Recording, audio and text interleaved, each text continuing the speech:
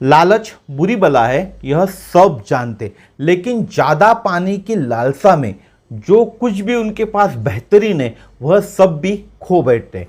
नमस्कार दोस्तों, मेरा नाम समीर शरद देशकर, मैं नागपुर शहर में रहता हूं और एक वीडियो में आज हम देखने वाले लालच के ऊपर में एक कहानी देखने वाले। एक कहानी के माध्यम से समझेगा लालच बुरी बला क्यों कहते। वैसे तो हर किसी को मालूम है, तो भी ये कहानी थोड़ा सा आपके ज्ञान में भरी डालने वाली है। एक गांव में 4 दोस्त रहते थे। वे बहुत गरीब थे और अपने जीवन से बहुत ज्यादा परेशान थे, क्योंकि उनको जीवन व्यापन करने के लिए जितनी धन की आवश्यकता होती थी उतना धन भी वह कमा नहीं पाते थे। एक दिन चारों दोस्त रात को बैठे हुए थे, गपशप मार रहे थे।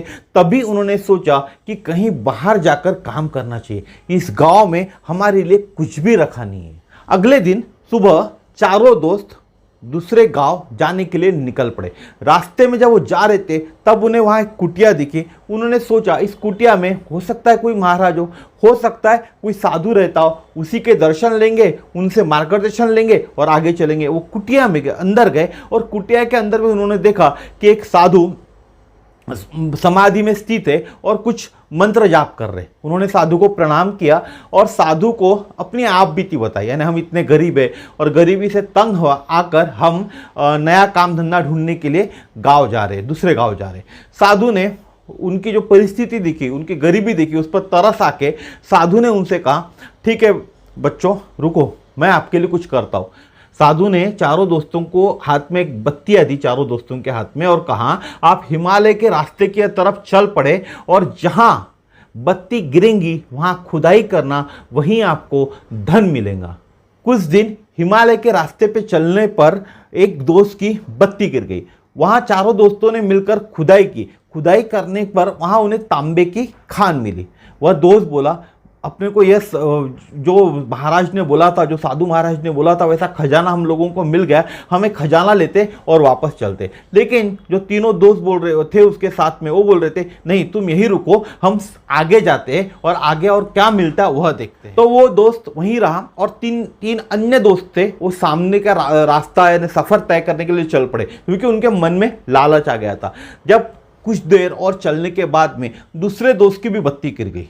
वहां फिर से इन 3 लोग बचे थे, तीनों ने खुदाई की। खुदाई करने के बाद में वहां उन्हें चांदी की खदान मिली। अब 3 ही दोस्त बचे थे। वो दोस्त बोला अब हमको चांदी की भी खदान मिल चुकी है, हम यही रुकते हैं, ये खदान में से जो भी चांदी वो लेके वापस जाते और अपना जीवन व्यापन करते। लेकिन बचे हुए 2 दोस्त थे, उन्होंने उसको बोला, उस दोस्त को, तुम यही रखो, हम और आगे का सफर तय करते, हो सकता है इससे अच्छा और कुछ मिले। तो बचे हुए 2 दोस्त थे, आगे का सफर करने चल पड़े। आगे का सफर कर रहे थे, हिमालय के रास्ते की तरफ जा रहे थे, तो तीसरे दोस्त की भी बत्ती वहां गिर गई। तीसरे दोस्त की बत्ती वहां गिरने के बाद उन्होंने वहां फिर दोनों ने मिलकर वहां खुदाई की, तो वहां सोने की खान मिली। अब जो तीसरा दोस्त था वो चौथे दोस्त को बोला, हमको अब सोने की खान मिल गई है, सोने की खान भी है, चांदी की खान भी है, हमारे पास तांबे की खान है, हम अब अमीर हो जाएंगे, हम बहुत पैसे वाले हो सकते हैं, हम हो जाएंगे, हम यहाँ से वापस चलते। लेकिन चौथा दोस्त उसको बोला तुम यहीं रुको, मैं और आगे जाऊंगा, हो सकता है मुझे हीरे की खान मिल जाए। तो तीसरा दोस्त उसको फिर से बोला यार वापस चलते, लालच बुरी बला है, लालच नहीं करते। लेकिन वो माना नहीं चौथा दोस्त। तो तीसरा दोस्त उसको बोला तुम आने तक मैं तुम्हारी यहीं प्रतीक्षा करूंगा। और चौथा दोस्त अगले रास्ते पे चल पड़ा, हिमालय की तरफ चल पड़ा। कुछ दिन हिमालय के रास्ते पे चलने के बाद जो चौथा दोस्त था वह रास्ता भूल गया।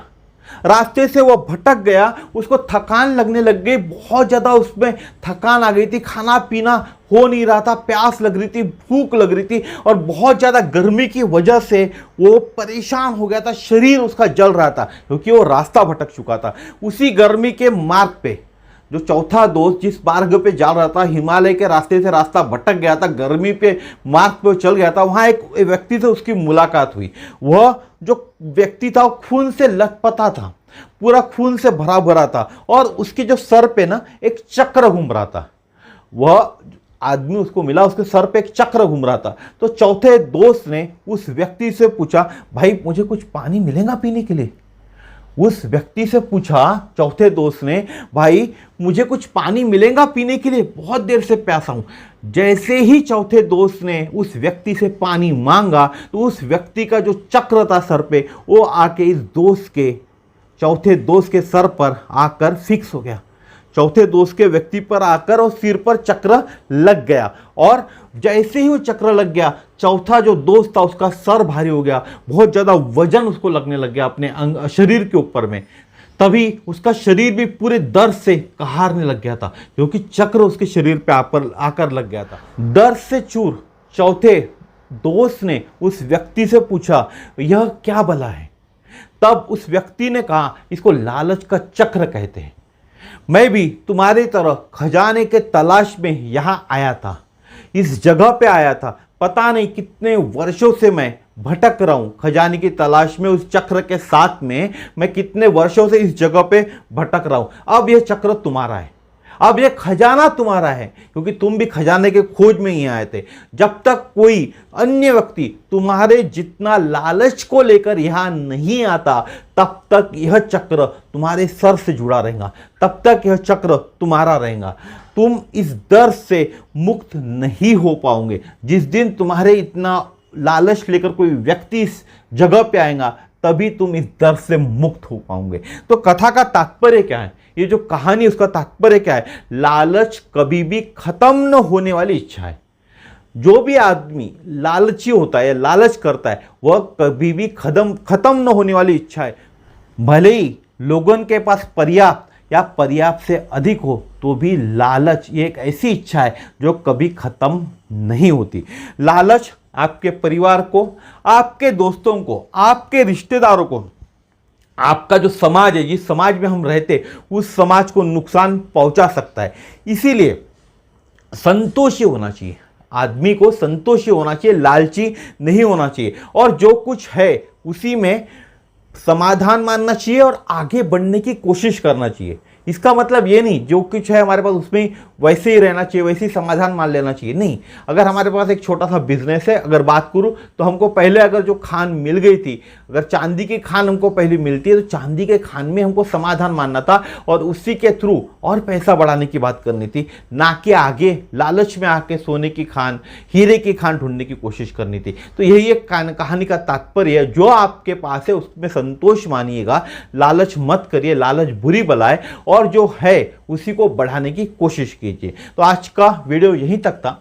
इस चैनल को लाइक कीजिए, शेयर कीजिए, सब्सक्राइब कीजिए चैनल को, वीडियोस को लोगों तक शेयर कीजिए, ताकि आज की जो युवा पीढ़ी है फास्ट मनी के पीछे भाग रही है, आपने भी देखा होगा, आपके घर में भी होंगे, तो पैसा उनको तुरंत चाहिए, तो तुरंत पैसा नहीं मिल सकता, थोड़ा सा सब्र करना पड़ता है, कंसिस्टेंसी से काम करना पड़ता है, तो ही पैसा अर्जित किया जा सकता है। फास्ट मनी के चक्कर में जाकर अपनी ज़िंदगी बर्बाद ना करें।